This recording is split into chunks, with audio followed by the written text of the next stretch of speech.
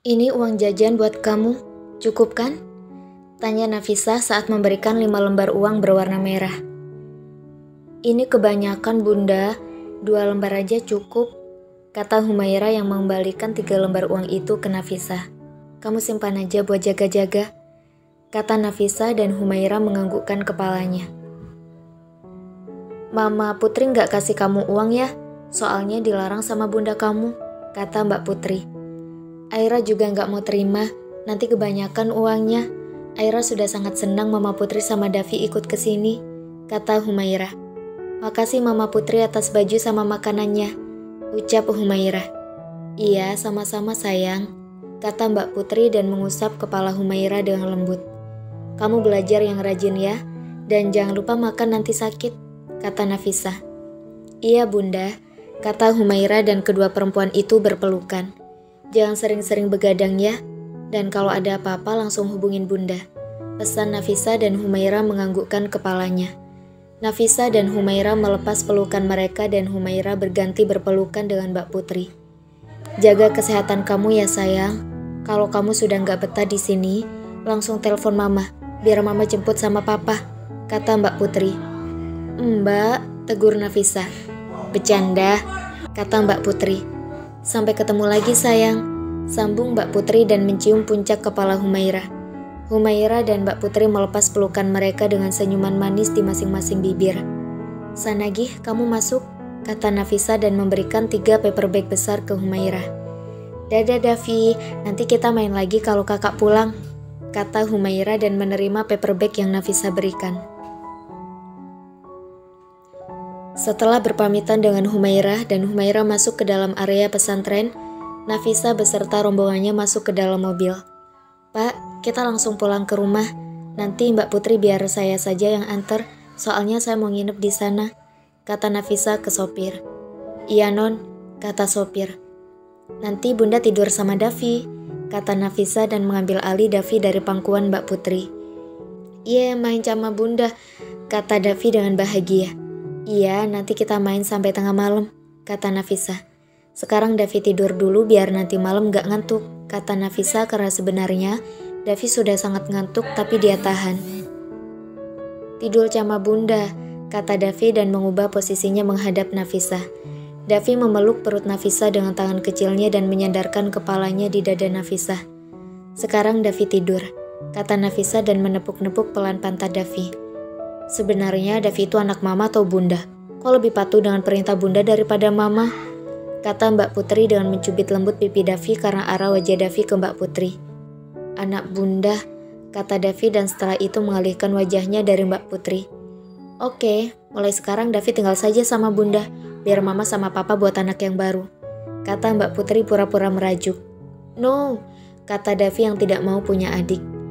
Hus, mama kamu cuma bercanda, kata Nafisah dan mengusap punggung Davi biar Davi cepat tidur. Tidak memerlukan waktu lama buat Davi masuk ke dalam alam mimpi.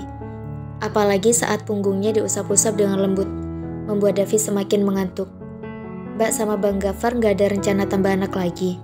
Tanya Nafisah dan menatap Mbak Putri. Sebenarnya Mbak sama Mas Gafar sudah berencana ikut program hamil, tapi masih terhalang dengan Davi yang tidak mau punya adik dan kamu tahu sendiri kondisi rahim Mbak yang sangat lemah, jawab Mbak Putri. Untuk sekarang fokus besarkan Davi dulu, sambung Mbak Putri. Nafisah sangat tahu dengan kondisi Mbak Putri. Perjuangan Mbak Putri dan Bang Gafar untuk mendapatkan seorang anak sangatlah susah, karena keadaan rahim Mbak Putri yang lemah membuat Mbak Putri selalu keguguran. Tapi setelah bertahun-tahun menghadapi cobaan besar dalam hidup mereka, akhirnya Mbak Putri bisa hamil lagi dengan kondisi janin yang sehat. Dan dokter kandungan yang sering meriksa Mbak Putri pun sangat terkejut saat mengetahui kalau janin yang Mbak Putri kandung sangat sehat.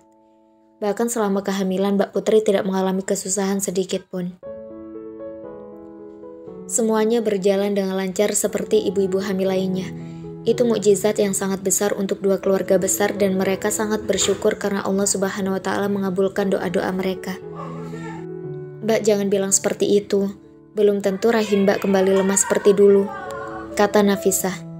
Mbak harus ingat kalau Allah Subhanahu wa Ta'ala selalu bersama dengan umatnya dan apapun bisa diputarbalikkan dengan sekejap. Nasihat Nafisah. Nanti Mbak bicarakan dengan abang kamu, kata Mbak Putri yang mendengarkan nasihat adik iparnya itu. Kalau kamu gimana sama Adnan? Gak mau ikut program hamil? Tanya Mbak Putri balik. Queen maupun Mas Adnan tidak ada membahas hal itu. Dan Queen takut menyinggung Mas Adnan kalau kembali membahas program hamil. Pasti Mbak tahu maksud Queen, jawab Nafisa dan dengan tangan kanan sibuk mengusap punggung Davi karena anak kecil itu sedikit bergerak dari posisi tidurnya. Mbak paham kok, tapi tidak ada salahnya kalau kamu bicarakan berdua dengan Adnan.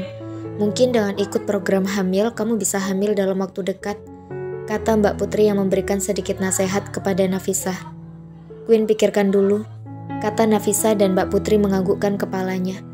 Karena perjalanan yang cukup lama, sekitar 3 jam, dan tiba-tiba saja kepala Nafisa kembali sedikit sakit. Akhirnya Nafisa tertidur selama perjalanan pulang dengan Davi yang tidur di pangkuannya. Nafisa bangun dari tidurnya dan ternyata mobil yang dia tumpangi sudah memasuki area komplek perumahannya. Davi yang tadi tidur di pangkuannya sudah berpindah duduk dengan ibu di belakang. Kamu sudah bangun, Queen? Tanya Mbak Putri dan Nafisa membalas dengan anggukan kepalanya. Tadi abang kamu telepon, protes kita pergi lama. Tapi Mbak sudah bilang kalau Mbak ke rumah kamu dulu. Beritahu Mbak Putri. Kita cuma sebentar aja Mbak. Queen cuma mau ambil barang-barang Queen, setelah itu kita langsung berangkat ke rumah kita, kata Nafisa dan menegakkan duduknya. Mobil yang mereka tumpangi memasuki pekarangan rumah Adnan, Lestari dan Nafisa. Pak, tolong mobil saya disiapkan, soalnya saya sebentar lagi pergi. Pinta tolong Nafisa saat mobil sudah berhenti di depan pintu garasi. Nafisa mengajak Mbak Putri, Ibu dan Davi masuk ke dalam rumah dan ini pertama kalinya buat Mbak Putri bertamu ke rumah yang menjadi tempat tinggal adik iparnya beberapa bulan terakhir. Ayo Mbak, kita ke atas. Kamar Queen ada di atas. Ajak Nafisa dan semua orang melangkahkan kaki menaiki anak tangga. Tidak ada Bi Ami yang menyambut Nafisa karena Bi Ami sedang pergi jalan-jalan ke taman komplek, kata satpam yang berjaga di depan. Nafisa tidak masalah kalau Bi Ami mau pergi-pergi saat hanya berduaan saja dengan Nafisa di rumah. Asalkan semua pekerjaan rumah selesai, dan Bi Ami ingat waktu untuk pulang sebelum jam makan malam. Ibu dan Davi menunggu di ruang tamu lantai atas, sedangkan Mbak Putri ikut Nafisa ke dalam kamar karena Mbak Putri ingin melihat suasana kamar tidur Nafisa. Kamarnya cukup besar dan suasananya juga nyaman, kata Mbak Putri saat melangkahkan kaki pertama kalinya ke kamar Nafisa di rumah ini. Mbak kayak Umi aja, Umi juga mengucapkan itu pas pertama kali masuk ke kamar Queen, beritahu Nafisa yang melangkahkan kakinya menuju meja rias. Abang kamu pasti bilang gitu juga kalau masuk ke kamar kamu, kata Mbak Putri. Sebelum menikah, kehidupan kamu sudah sangat nyaman, sehingga semua orang yang sayang sama kamu ingin kehidupan kamu setelah menikah itu lebih baik lagi, sambung Mbak Putri dan duduk di sisi kasur Nafisa. Bukan hanya keluarga Queen, tapi Mas Adnan juga seperti itu. Dia selalu memastikan dan meminta maaf kalau tidak bisa memberikan semua fasilitas Queen yang sama dengan yang ada di rumah Abi dan Umi, kata Nafisa dengan tangan sibuk memasukkan pouch make up dan skincare-nya ke dalam tas besar. Nafisa juga memasukkan buku catatan, diary, laptop, iPad, charger, dan barang-barang yang Nafisa perlukan saat menginap di rumah Mbak Putri dan Bang Gafar. Nafisa tidak membawa pakaian karena pakaiannya sudah ada di rumah Mbak Putri dan Bang Gafar. Dulu Nafisa sangat sering menginap sehingga Nafisa dengan sengaja meninggalkan pakaian di rumah itu, biar dia gampang kalau tiba-tiba ingin menginap. Ayo Mbak, ajak Nafisa saat dia sudah selesai memasukkan barang-barang yang dia perlukan ke dalam tas jinjing besar miliknya. Nafisa dan Mbak Putri melangkahkan kaki mereka keluar dari dalam kamar Nafisa, dan mereka semua melangkahkan kaki menuruni anak tangga. Nafisa masuk ke dalam mobil bagian pengemudi. Mbak Putri duduk di samping Nafisa, sedangkan Ibu dan Davi duduk di kursi belakang. Barang-barang milik Mbak Putri, Davi, dan Ibu sudah dipindahkan oleh sopir ke bagasi mobil Nafisa. Nafisa pamit dengan satpam dan meminta tolong satpam untuk memberitahu Bi Ami karena takutnya Bi Ami malah mencari Nafisa. Mbak, nanti malam beli sate ayam depan komplek Mbak ya.